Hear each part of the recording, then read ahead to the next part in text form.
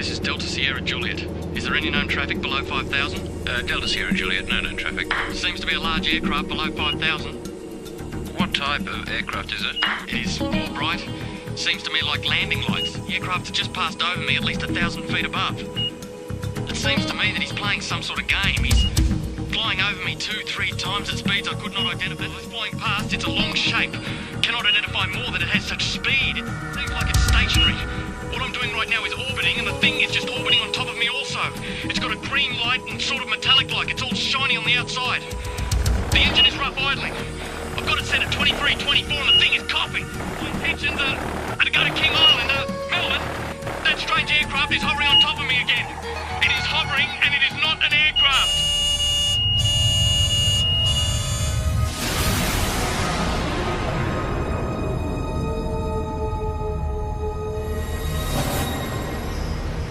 What you've just heard was a recreation of the final words spoken by pilot Fred Valentich before his plane disappeared over Bass Strait.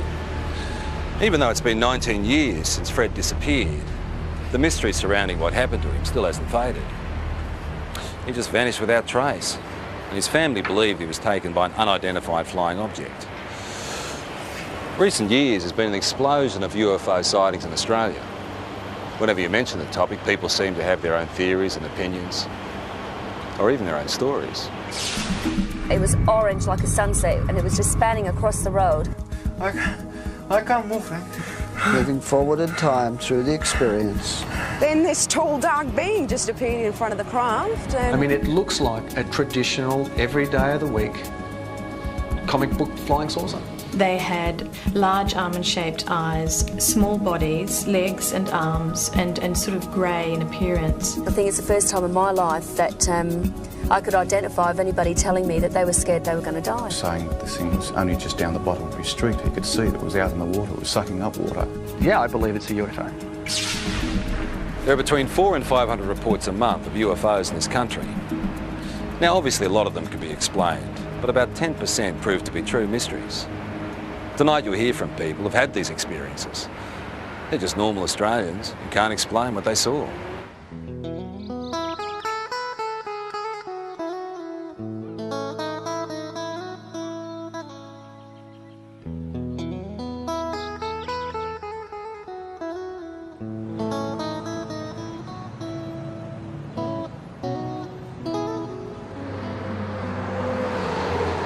I was travelling from Sydney in a northerly direction toward Gosford along this particular road here, the Pacific Highway, and it was quiet. There wasn't a lot of traffic. It was early Christmas morning, and I was just gazing out of the front window of the car, and I saw approximately half a kilometre away a bright silver metallic object crossing from south to north.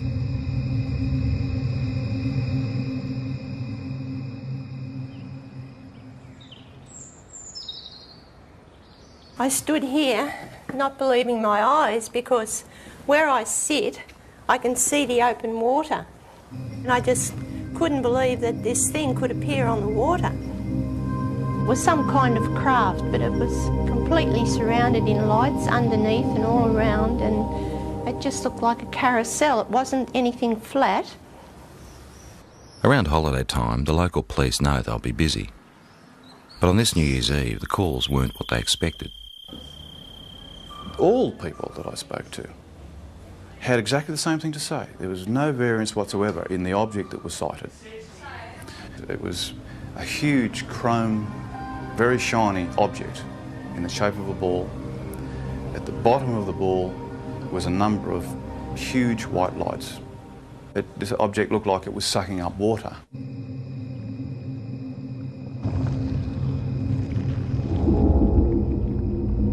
Some calls were quite frightful in their voice. You could actually hear the fear, and you can, in the background especially, the fear of people and of course animals and things at the time that were experiencing this phenomena.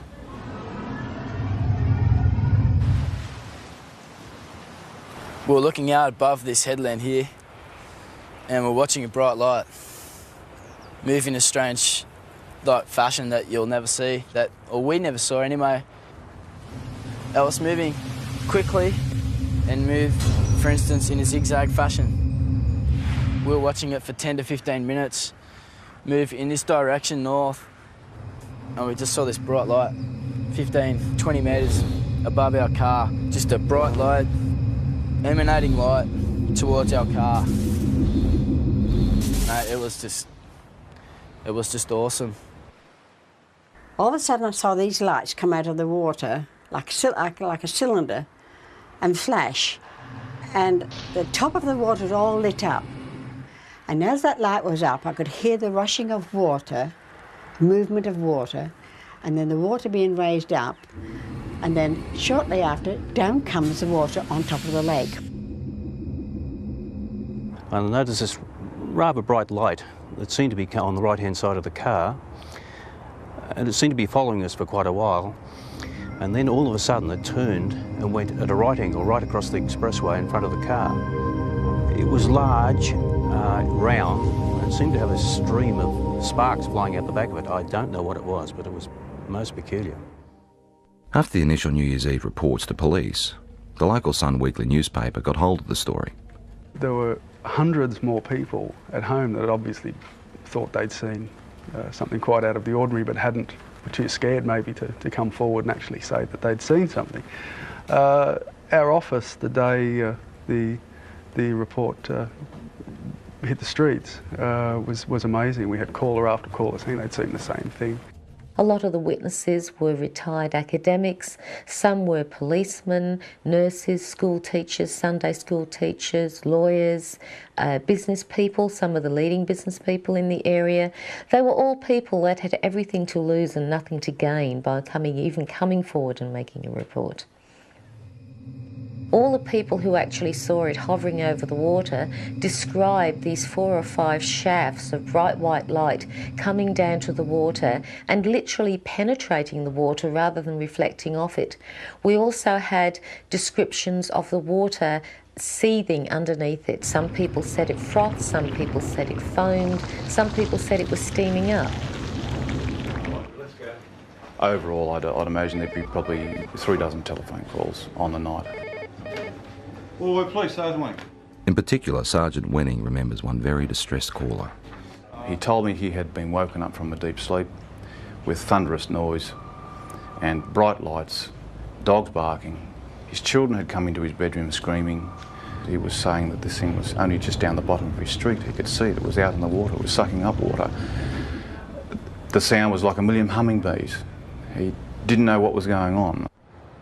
We investigated officially with the local aircraft, aerodromes, with the Air Force, with air traffic control, and again could come up with no explanation. While everyone can describe what they saw, no one seems to have the answer to exactly what it was or where it came from. It was moving in waves in the sky, which could only be described as a UFO. When you see something like this, there's a sure knowledge that you're looking at something that is beyond your experience. I'm not young, and people might think, oh, you're a bit strange, seeing things and had imagination. No, I've got imagination, but not like that. Not when I see something that I see, I know I saw it.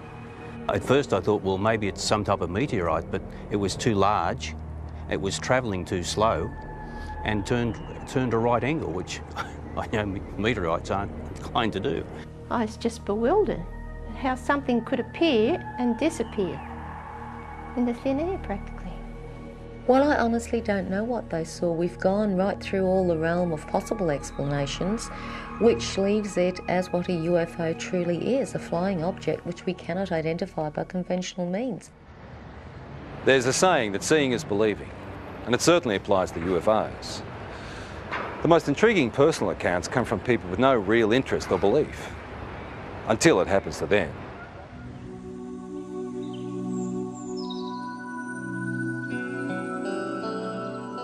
Before this happened to me, I can be honest, I could say that I was in that category of being naive. I didn't believe it. I didn't really believe it, because I had to see, it's like I would have to see it with my own eyes. Grace's experience starts in the early hours of the morning travelling home with 3 girlfriends. Victoria, who can't be identified, was one of the women in the back seat. It's when I got a bit further down the hill that I noticed on the right-hand side of me some long oblong-shaped lights. I didn't know what they were. I mean, I only sort of caught a glimpse of a bright orange light sort of shining through. As I got down the hillside and started to come around the corner by this little hotel that takes us back through the back roads towards the freeway, one of the girls in the back noticed a very bright white light with a type of blue haze around it. When the girls were sort of saying, oh, maybe, you know, like it's a UFO, and, you know, we sort of like just laughed it off and said, don't be so ridiculous. The women continued their trip, but further down the road, more lights appeared. I heard Victoria and one of the other girls in the back there, they were commenting on something that was behind us. They actually thought somebody was coming up behind us, like a truck or something, because it was moving fairly fast and very bright. It was just such a bright as blinding light. It was orange like a sunset, and it was just spanning across the road. I got really scared, and I said to Grace, quick, just step on it. Because I knew there was a town just a kilometre up the road.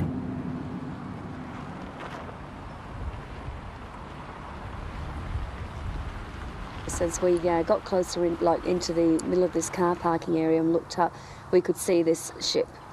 Well, that's what you'd have to call it, because it was, you know, definitely not an aeroplane, and it was something from definitely not this world, that's for sure.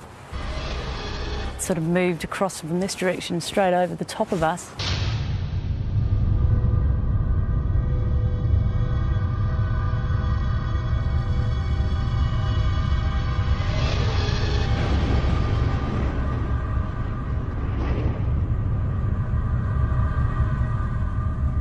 Sort of disappeared into a gully where we lost sight of it.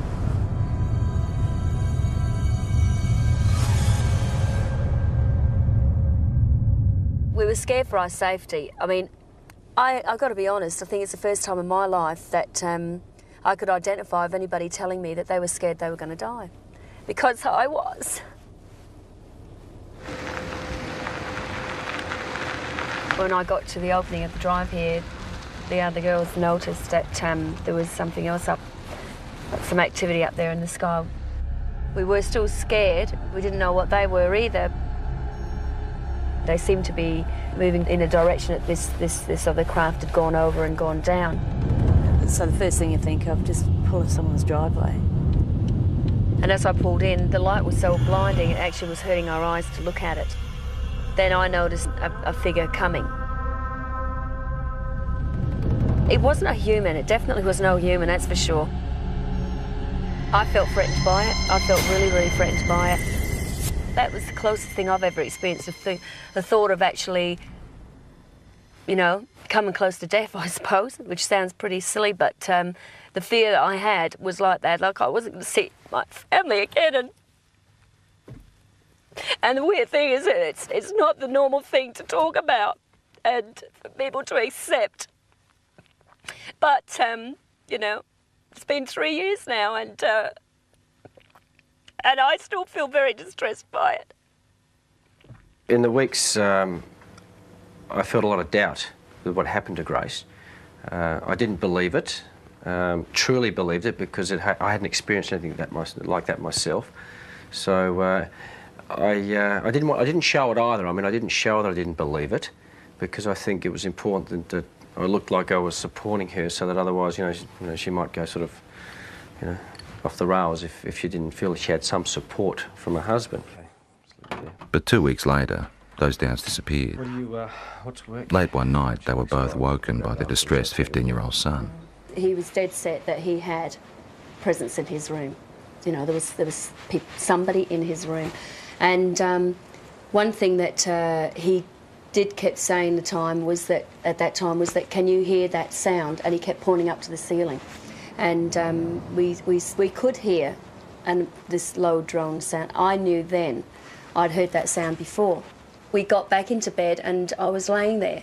And I thought, do I lie here and just let this thing go through and just, you know, try and wipe it off as another bad experience, or do I actually get up and look, and if it is what I think it is, then maybe my husband will be able to see for the first time and he will believe. I just couldn't believe what I was seeing. When you see an object that's just sort of floating through the air, like at slow pace, and you think to yourself, oh my God, it struck me as, you know, being awesome. It's just something unbelievable. It was a relief that he was able to see this thing, and all I kept saying was that was the thing that was there the night when I was with the others. Certainly by its nature, by the way, characteristics of the way it just hovered across the house at a slow pace, yeah, no, nothing man-made. Not from this country, not from this earth, I should say. So you want me to... Even though Grace and her husband ended up experiencing the same craft, their ways of coping with it differ. You either accept it or you don't accept it, and I tend to say now, after I've seen it with my own eyes, I accept it, but I don't, you know, harp on about it and talk about it, and if it's just one of those things you try and leave as a part of your life that's happened, and let's get on with things, let's move on from here, you see. And that's how I sort of try and treat it, rather than try and find an explanation as to what it is. Yeah, I really don't have a theory yet. It's basically, it's more the fear. Again, I don't know why, because I'm still here and I am healthy, you know, I mean, but the fact is it's just a worry because you don't know. You just don't know. What do you reckon it is? Got no idea. Images of UFOs caught on video over the years tend to raise more questions than they answer. Ron, they are visitors. Yeah? Yes, yes. UFO. Working out whether there is something out there has intrigued researchers for years. There's no doubt that there is a physical dimension to this UFO phenomenon, and it appears to involve some form of technology, and many cases certainly suggest that we're dealing with an exotic technology that might be something certainly foreign to our environment. When a Melbourne photographer saw images like these, he was interested enough to go on standby to try and capture on film whatever was buzzing the sky over Narre Warren in June 1996. I got the phone call and I was told that the lights were spinning across the tree line over the homes. What I did was put the camera onto the object, allowing it just to come into frame, hit the shutter, count to 20, stop, wind, move the camera to the next part of the frame, start the shot, count to 20, let it go, and so forth. The first night, the result of the photographs showed just light trails of this object going across over the tree line.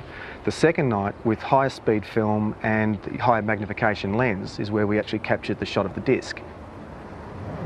This thing was, the only way to explain it was moving across the air like ice on a hot plate, very, very smooth. Later in the program, Doug's photos will be studied by an independent expert. Well, it was flying, it's unidentified, and it was definitely an object. What it will be, and I hope with the analysis will prove me right. But yeah, I believe it's a UFO. In the UFO community, the term hypnotherapy is like a buzzword. It's the thing to try if you feel you have secrets of the past to unlock. While mainstream medicine doesn't necessarily recognise it, people who've had UFO encounters believe it helps.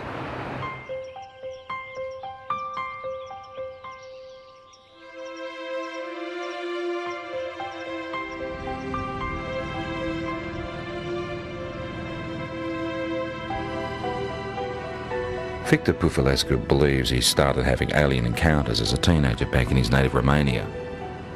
He's turned to hypnotherapy to try and find out exactly what happened. It's like being a good soldier. You just obey orders. This is actually probably the best description of hypnosis process. Loosened limb, deeper sleep. Loosened limb, heavier and heavier. Not a worry, not a care. Deeper, deeper, and deeper. Hypnotherapy is a way of allowing us to get into the subconscious mind. The intellectual mind tends to want to control and criticise everything. It's the censor of stuff it doesn't even know about that was in there before we were 3 years old. So by sort of relaxing and sliding across the conscious mind, if you like, we can sort of delve into the unconscious, or to allow what's in the unconscious to find its way out. Oh, I can't move, Frank. Uh-huh. The pressure is increasing. I can't move. The chest, my arms, uh-huh, my legs. There's a thing about hypnotherapy that very often the subject will want to please the hypnotist. They have to look at that, but the thing is that you can see that when a person is reliving an experience, that it's pretty easy to see whether that's faked or not. Moving forward in time. My legs. Moving forward My in feet. time. Moving forward in time through the experience.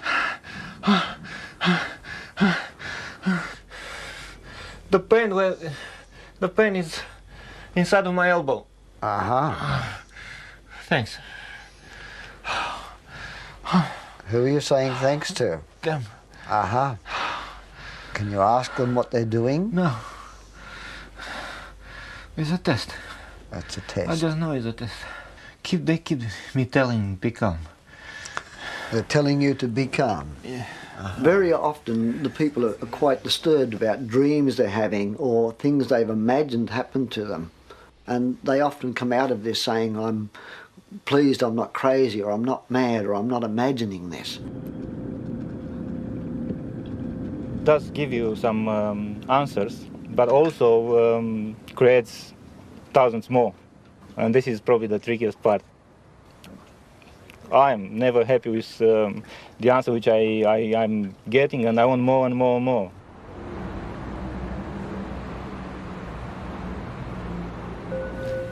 Just relaxing as much as you can with every breath. Just feeling a sense of calm. From 1992, there was a very strong correlation with awakening psychically and with my healing work to having these experiences. Elizabeth Robinson is a spiritual healer and therapist who says she's been having extraterrestrial experiences since childhood, but is only now starting to accept them. I mean, when they started with me, I thought, my God, this is bizarre. You know, this is crazy. This is in the realm of science fiction. But I know now I've had to work through that and struggle with it, and I've denied it like hell for 5 years. And I can't deny it anymore. Elizabeth says she started seeing creatures like these around her home in Perth in 1992. There were 3 beings standing there. They had large shaped heads, bigger at the top to the chin at the bottom, large almond-shaped eyes, small bodies, legs and arms, and sort of grey in appearance. But they looked at me with a sense of intent and intelligence. Soon after, Elizabeth's daughter talked of being visited by a lady during the night. Elizabeth believes it was one of the same beings. And I looked down on the desk, and here was a drawing of this being, this same being that I had seen. And I said to Jessica, who did that? Because I knew that at 2.5, her drawings were scribble drawings. And she said, oh, that's the lady. I tried to rationalise it, but I knew that I wasn't imagining this stuff. You know, there was something in me that told me that there was more to these experiences. They're looking at me again. Elizabeth then turned to hypnotherapy to try and uncover what she couldn't understand. This session was recorded last year with visiting American UFO researcher John Carpenter. I don't want to give the baby up. What seems to have come up in hypnosis is that I've had children taken from me, babies taken from me that are growing up on crafts. And this is just absolutely bizarre, you know, talking about this. I mean, you talk about this, but, you know, at first you struggle with it. I mean, you can't fully comprehend this, but what I could comprehend was the emotion around it. I know what they're doing. They say it's time. they tell me with their mind. The emotions are so real, they're raw, they're, you know, the grief is there, the terror is something like I've never felt before. They're just doing what they're doing. What are they doing? They're getting the equipment ready.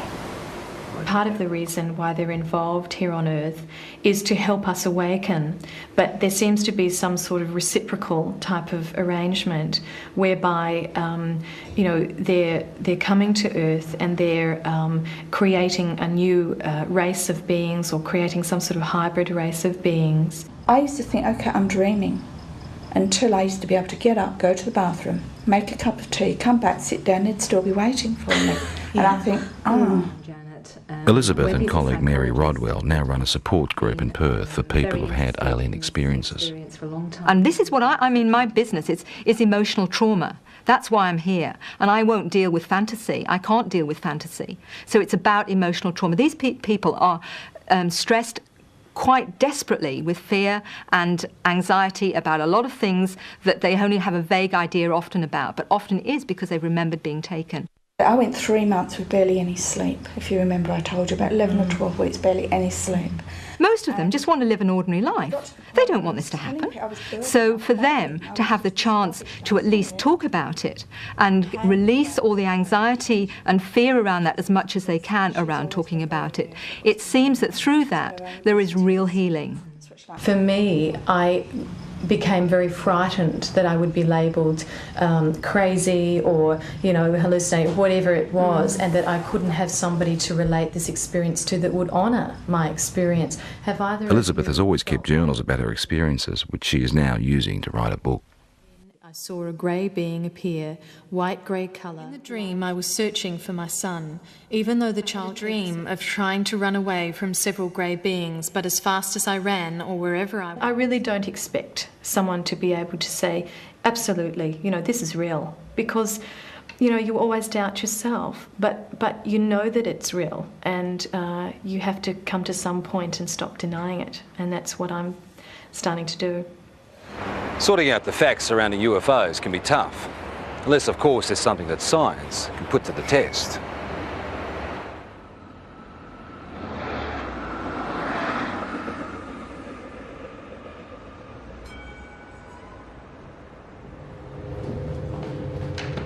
Earlier in the program we saw photographs taken by Doug Page. The time exposures show what Doug believes is a UFO hovering near his home in 1996. Now, has this been observed by other people as well? Practically all of Narre Warren. Okay, so that was seen, but not as a streak, because this is a time exposure. So it was simply an object of some sort traveling. Correct. In somewhat of a line, but as you can see, it goes up and down here. This type of negative sleeve will take... The professor would like to examine the negatives that come before and after the pictures in question. Explain to me why... But Doug has used the ends of rolls of film and discarded the shots he felt didn't work. Now, when the films were actually ready for handling, I'd lay them out and I went through them and I go with the scissors and I just go cut, cut, into the bin, cut, cut, put it there, and that's what I did. Okay. After examining the camera the shots were taken with and checking density readings on the negatives, the next step is to enhance the images on the computer. I don't rely on computers for analysis. They're a bit of a tool. They sometimes let us see things a little bit better, but to actually definitively say that a particular thing is something, I stay away from that. That's right. How did you focus the camera? Just on infinity. Okay, so if you focused on infinity, technically the tower should be sharper in focus than the tree. Should be, shouldn't it? Mm-hmm. But it's not. Interesting question, isn't it? It's a good one. The only trouble is there's no sort of guarantee, of course, in the darkness that it hasn't moved off set either, but I had that set for infinity. Okay. With some of the technical questions out of the way, it becomes an issue of individual perception. Very specific things here. I see a disc-shaped object. I see something with a rim. Okay, there is definitely a lip. There are what appears to be lights. There's big, there's another small one in between, another one. So we've got something that is geometrically laid out. You can see a texture, and you can see definitely on the dark side of it something. So something's in shadow, I mean, it looks like a traditional, every day of the week, comic book flying saucer. My first impression of this when I saw it, again, was a trumpet, a circular object here that we have a bell shape that comes out like so. This is unexplained optical either artifact, phenomena, or reality, or could be, could be an object, but it is totally undefinable. And of technical concern is the fact that the start of the time exposure is more in focus than the end shape. Does it make any sense to you that if this was moving and it's decelerating, would that have a bearing on the shape of the line?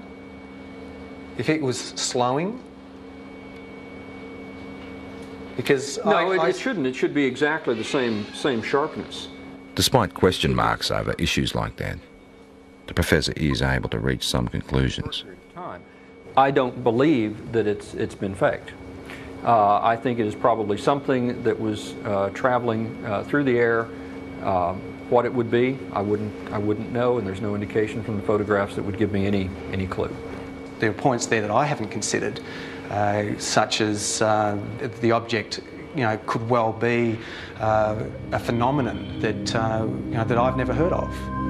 So I mean, we've got to keep an open mind.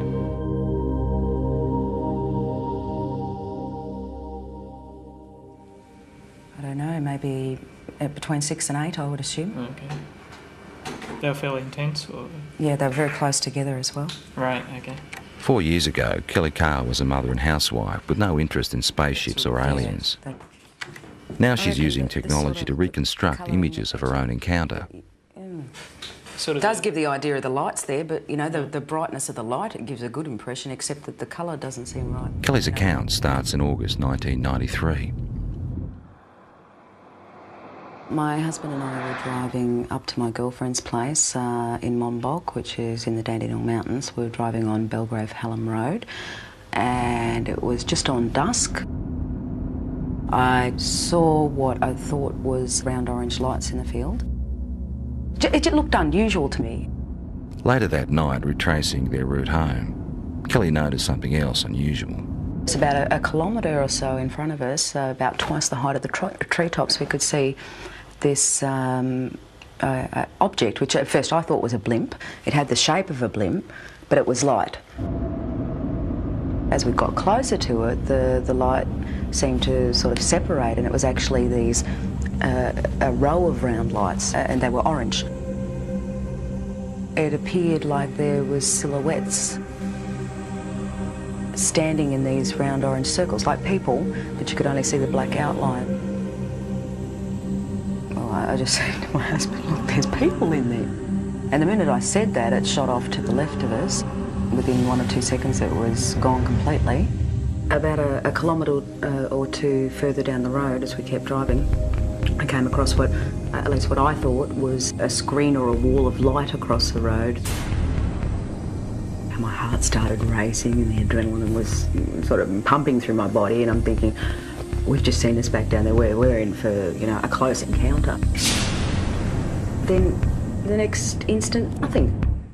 We seem to have actually covered a fair distance that I don't even remember covering. It might have been possibly close to a kilometre, but I don't remember actually travelling. There was no light. There was nothing blocking the road. Kelly says it wasn't until weeks later she remembered actually getting out of the car that night. And I saw that there was another car that had pulled up 100 metres down the road. Then I walked around the front of the car to where my husband was standing on the other side, and we started walking across the road together. As we were walking across the road, I looked down and I saw that the other people were getting out the car and starting to walk as well. So I was quite happy that there was other people there who were seeing the same thing that we were. And we walked up along here to where the fence is. Right out in front of us is this huge craft. I was totally awestruck, it was science fiction coming to life. There wasn't any fear then, it was just all total awe. We stood here, I guess side by side, my husband and I, for about 30 to 45 seconds. Then this tall, dark being just appeared in front of the craft, and he was followed by about another 7 or 8 that appeared straight behind him. I felt this energy go through me. It's like nothing I've ever experienced before in my life. It was like some sort of low-level frequency that came in waves, but it was so dense that I could actually physically feel it going through my body. And that feeling absolutely terrified me. It was like, I can't even explain the horror that I felt just feeling this. And I began screaming. The minute I did, the eyes on these things lit up and they came charging across the field. Halfway across, they split up into 2 groups. Some headed off down there and the rest came directly towards us. I felt this blow to my stomach, and the next thing you know, I'm back here somewhere on the grass. It literally lifted me off of my feet. And I thought I was going to die. I thought if I don't get up now, I'm going to pass out and I'm going to die. I'm not going to come back to consciousness, you know. So I pulled myself up into a sitting position, and when I sat up, I couldn't see anything, and it was like there was just black in front of my eyes. I want you to try stretching it down a little bit as well. Kelly is not the only one who saw these images that night.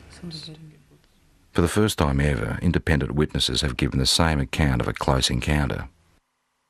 Even though Kelly has never met Jane, Glenda and Bill from the other car she saw, she has seen the sketches they drew for UFO researchers. They've drawn the same circles of light around the top of the craft with these blue lines coming down, ending in a semicircle on the ground. They've actually also drawn a tripod underneath, which was something I didn't see that night. It becomes very clear then that we were all looking at the same thing and that it wasn't your average saucer-shaped craft. And basically, the second party were able to draw sketches of the beings very similar to the ones that I had, and they're not your usual little grey things that are, you know, media propaganda. I found a small red-coloured equilateral triangle underneath my navel, which I guess in reality provoked only a minor curiosity at the time. It was oddly geometric, and I did wonder, you know, how something like that could get on me that looked like a burn without me feeling it. At UFO conferences, where Kelly is now a keynote speaker, she adds strength to her own story by showing photographs of physical marks left on one of the other women. We were all left with triangular marks under our navels, but the ones that were marks that were actually photographed, the first one came from Glenda, which is it's a series of 3 small red dots along the inner thigh, and both Jane and Glenda were marked with these dots. I wasn't. Glenda had a ligature mark around her ankle, which is quite severe bruising. It looked like she'd been strapped down to something. UFO researchers have also reported finding physical traces of the site where all witnesses said the encounter happened, particularly in relation to where the craft landed. Inside that semicircle was actually a triangular formation of 3 points spaced 6 metres apart, which correspond with the tripod that was drawn underneath the girl's craft. To this day, Kelly still doesn't know exactly what happened to her that night. Tried a little bit. Her most vivid memory is the fear that she felt. That's very good. It's finally come out to what I'm looking for.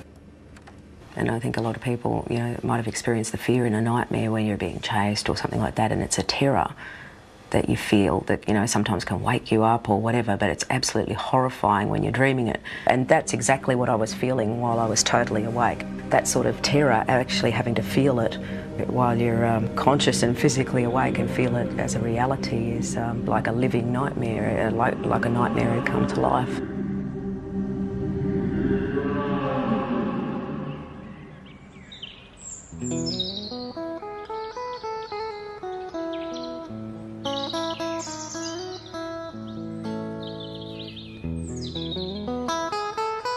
We've moved out onto 138 acres. We don't have electricity. We use all our own fuel, like for both our fires. We're in the process of trying to become self-sufficient as far as food's concerned. We just lead just a very different lifestyle. put the thing all over it. Denise Borrett says it's her encounters with strange beings that have helped her make the decision to live this way.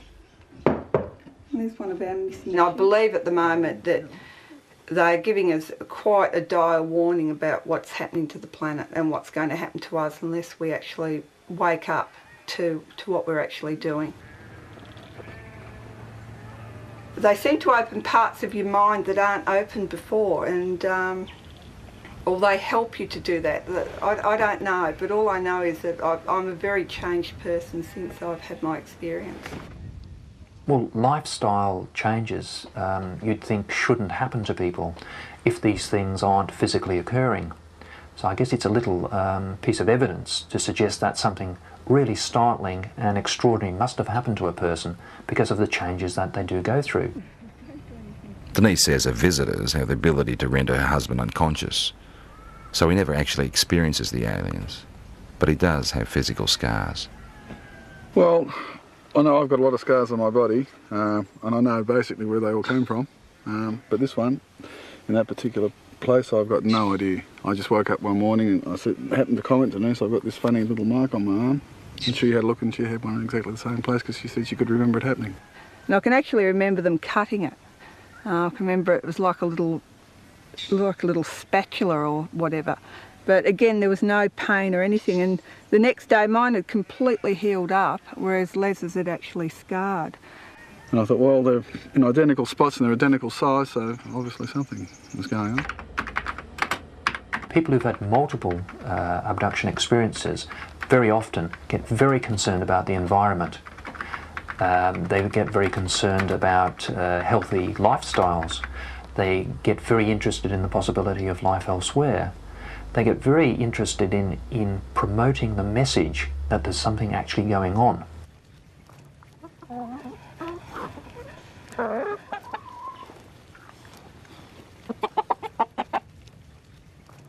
If things do go haywire on the planet, like I believe they will, that we at least will be able to feed ourselves and not have to rely on man-made energy to keep ourselves going.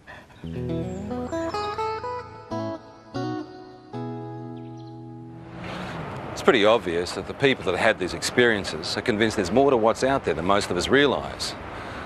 They're also the first to admit that their stories can be hard to accept.